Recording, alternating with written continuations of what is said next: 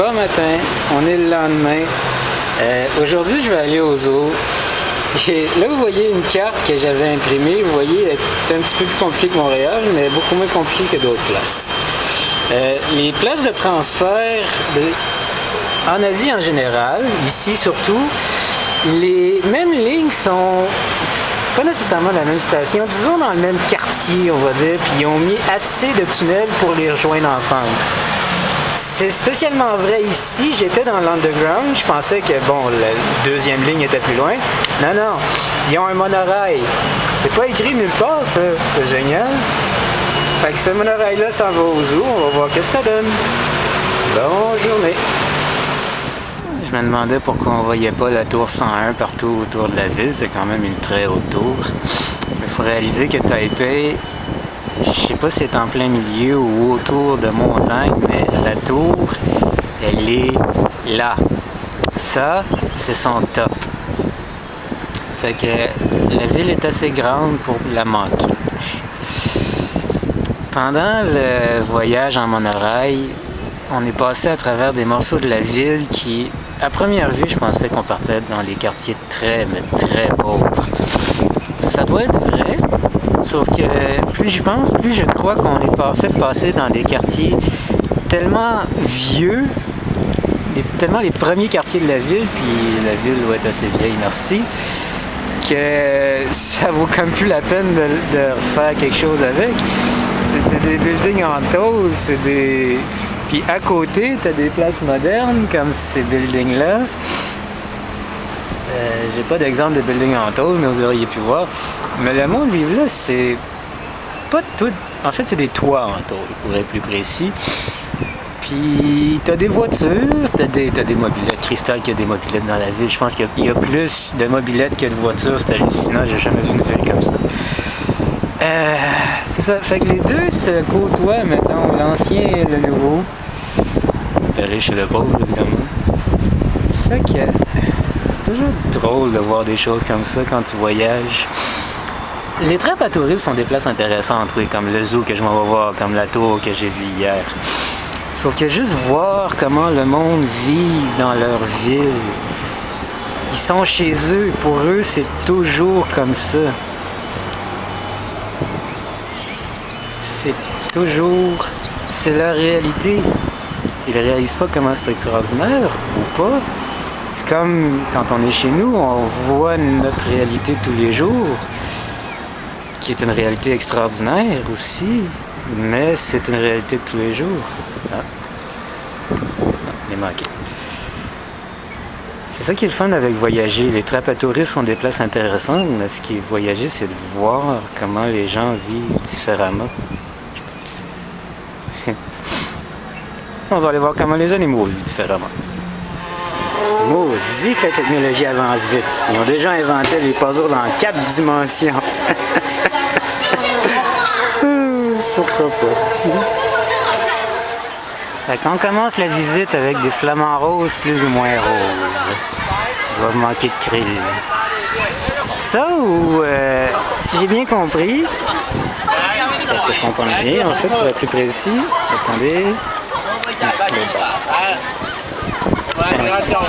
Il y a différentes sortes de flamands apparemment.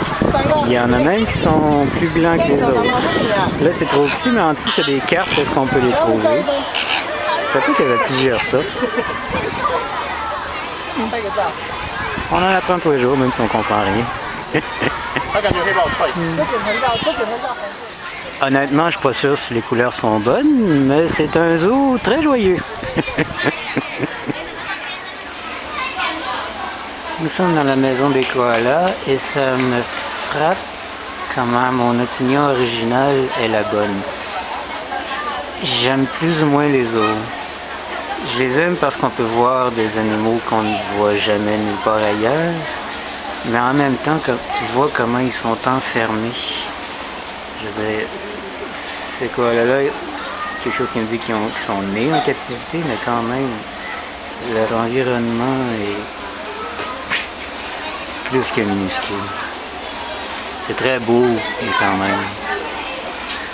J'ai hâte qu'un jour on puisse comprendre que la meilleure manière de les voir, les animaux qu'on veut voir, c'est d'aller les voir. encore là. Malgré ce que j'ai dit tantôt, comparativement à d'autres zoos, celui-ci a comme pas beaucoup d'animaux. D'habitude, les habitats pour animaux sont comme pactés le plus possible pour avoir le plus d'animaux possible, pour avoir le plus... Anyway. Celui-ci, par exemple, est très grand, a beaucoup d'espace entre les habitats. Tu as presque l'impression que ça double comme un jardin botanique parce que vraiment, ici, tu as l'explication... là. Tu as l'explication pour toutes les plantes qu'ils mettent dans le chemin. Puis il annonce qu'il va en avoir. Je sais pas rendu là-bas, mais je crois que là-dedans, il y a les pandas géants. On va aller voir. Je suis encore au zoo, j'avais faim. Pour ceux que ça intéresse, disons que la conversion est à peu près que ça prend 500 $ taïwanais pour faire à peu près 20 $, disons. Ce repas-là m'a coûté à peu près 290 pour être précis.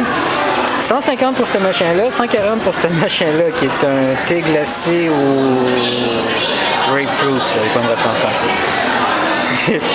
Autrement dit, la bouffe coûte autant que le drink, c'est super drôle.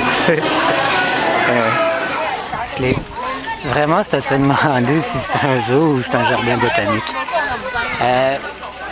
Hors sujet, façon de parler. Ici, on a une carte de métro. Beaucoup plus belle qu'à Montréal, en tout cas. Ils y ont pensé ici. Point A, c'est que la différence entre les métros américains et les métros asiatiques, c'est qu'ici, on paye par distance. Tu payes à l'entrée. En fait, tu vraiment... OK. Si t'as pas la carte, faut que tu saches où tu t'en vas. Tu payes par le nombre de stations que tu fais. Fait que tu achètes ton billet dépendant du nombre de stations que tu fais. Fait que si tu t'en vas plus loin, ça coûte plus cher. Si tu t'en vas moins loin, ça coûte moins cher. Mais si tu as la carte est prépayée. Ce que tu as à faire, c'est de puncher pour dire à quelle station tu es rentré. Puis quand tu sors, tu repunches, puis la carte t'enlève le nombre t'enlève l'argent que tu as mis. C'est ça que je me demandais comment ça marchait comme système. T'as pas de prix fixe que tu peux mettre sur la carte. Tu peux mettre autant ou aussi peu que tu veux mettre. Et ça coûte moins cher de payer avec la carte. Fait que c'est pour ça que je l'ai pris cette fois-ci. En plus, j'ai pu rentrer dans le zoo avec la carte. J'ai pas eu besoin de faire la file. J'ai commencé par faire la file, puis c'était écrit si vous avez la carte en anglais. Là. Si vous avez la carte, vous pouvez y aller directement. C'est ça que j'ai fait. Fait que je suis dans le zoo, je viens de finir. Oui, il y avait des pandas là-bas, c'était beau. Les pandas étaient dans... Ils ont beau être en voie d'extinction, ils les mettent quand même dans des environnements qui sont trop petits. En fait, toutes les zoos mettent les animaux dans des environnements qui sont trop petits, mais bon, ça c'est une autre histoire. Alors, on continue à explorer. Je suis pas sûr qu'on est encore au zoo, je suis même à peu près sûr qu'on n'y est plus. Mais il y a une gondole. J'adore les gondoles, je sais que ça va faire pas le tour, mais au moins le top des quelques montagnes qu'il y a ici, ça va être super beau à voir. Puis il y en a, je suis pas sûr si c'est tout, mais il y en a qui est penché et de verre, tu vois en dessous, c'est super beau. J'ai hâte de voir.